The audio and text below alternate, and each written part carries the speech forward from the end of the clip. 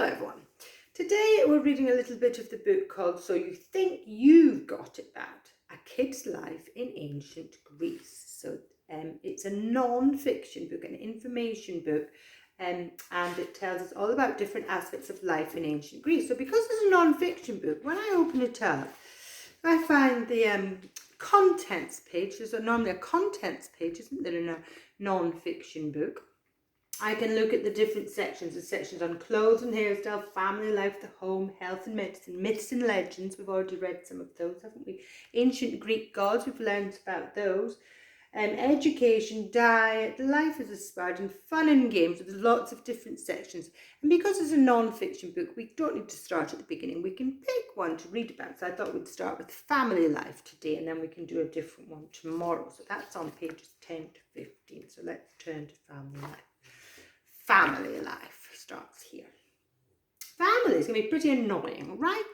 Let's make a list of the ways families can drive you completely around the twist.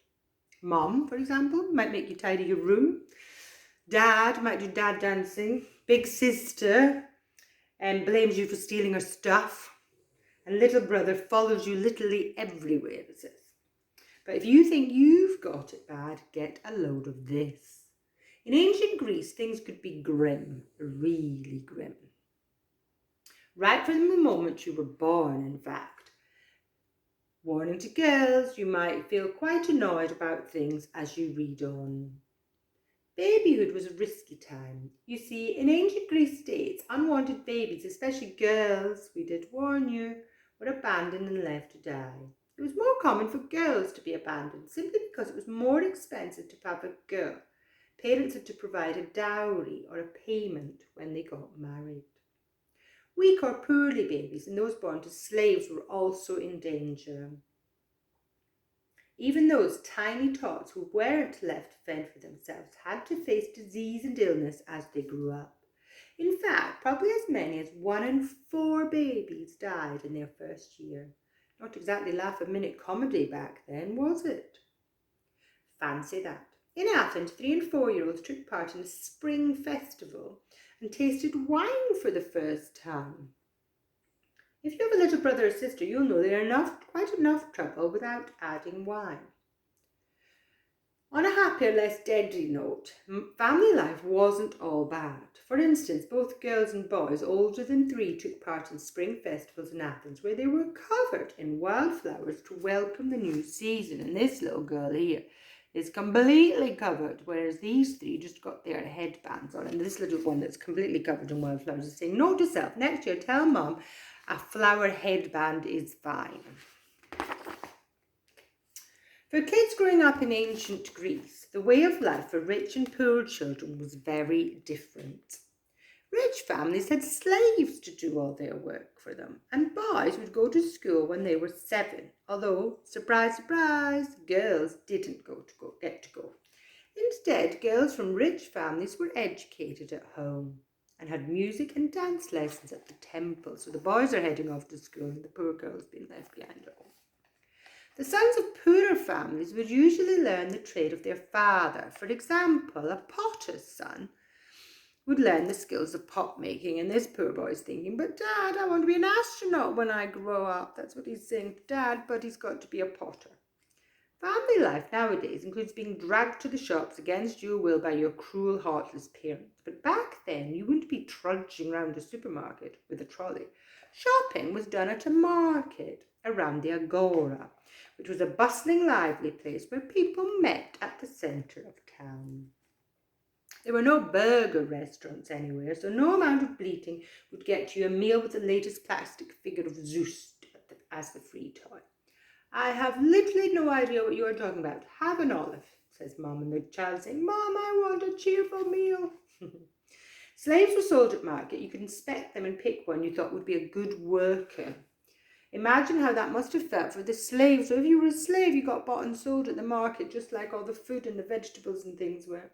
Another downside for girls was the fact that they were often married as young as 13 and may never even have met their husband before the wedding. Somehow being nagged to pick up your socks and listening to your dad's stinky old jokes doesn't seem quite as bad now. Do you ever wish you had someone to do all the stuff you don't like doing? Well, many ancient Greeks had just that. But it wasn't a good thing, in fact, it was very bad. The Greeks of ancient times relied on slaves to carry out a lot of jobs. As many as 1/3 of the population of Athens was made up of slaves. Slaves were usually treated as property under Athenian law. They could be bought, sold, and beaten, but only by their master, as if that makes it any better. While many slaves worked in family houses, others mastered crafts, and many worked in the silver mines of Laurion. So there was a mine in Laurion, a silver mine, where they were mining for silver. And if you were a slave, you might work in a household, or you might have been down the mine, working in the mine. There was also a holiday, especially for slaves, called the Chronia. On that day, state business was stopped and slaves dined with their masters. It sounds about as much fun as having dinner with your teacher, it says. Although life was tough for many people back then, it didn't get any tougher than for slaves. And here's two men here who were slaves. So if you were rich, life would be quite nice because you would have slaves doing all the tasks you didn't like. But if you were very poor, then you would be a slave yourself, and then you would have to do all those horrible tasks. Every family needs a pet, or 7, right? So what kind of furry friends did ancient Greek kids keep? Well, it turns out the ancient Greeks didn't keep cats as pets at all. Moggies were sometimes used as pest control on farms and ships, but most people preferred to use ferrets to catch mice and rats. So they would have a problem with lots of mice and rats, but they used ferrets instead of cats to catch them. What they did have were dogs. Among ancient Greeks, the dog was by far the top pet.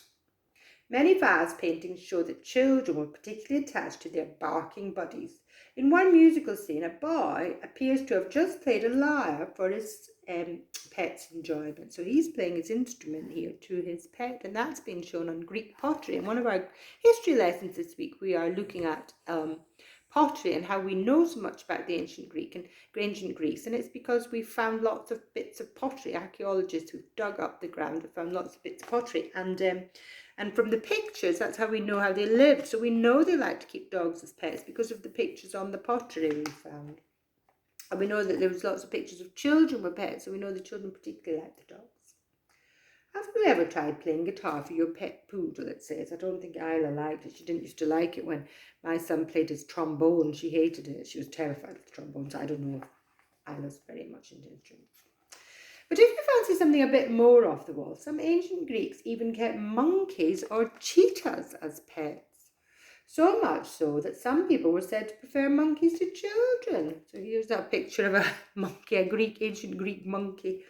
And this is a child who's got a cheetah there. Who's a good kitty, she's saying to the cheetah. I think she's rather brave. I don't think I would like to stroke a cheetah like that. Fancy that. It says, King Alexander the Great was given his horse Bucephalus at the age of 12. No adult could control it, but Alexander realised that the horse was frightened of its own shadow, so he calmed it by turning its head to the sun. If your pet gerbil is a bit jittery, why not try the same thing, it says. Snakes were kept in ancient households to eat vermin and mice, and possibly naughty kids, so watch out. Where is everybody? Even a type of chirping insect called a cicada, a bit like a grasshopper, was kept as a pet. The Greeks reckoned they were as lovely to listen to as singing birds and kept them in little cages. Talk about weird. Goats, swans, duck and geese were also favourite pets. In fact, the last two were almost as popular as the dog. Speaking of which, have you taken your goose out for a walk today? So here's a child with their duck and their goose taking them out for a walk, so they would keep those as pets. So although the dog was the most favourite, the top pet, they did have some other pets like monkeys and cheetahs and cicadas and swans and geese and ducks.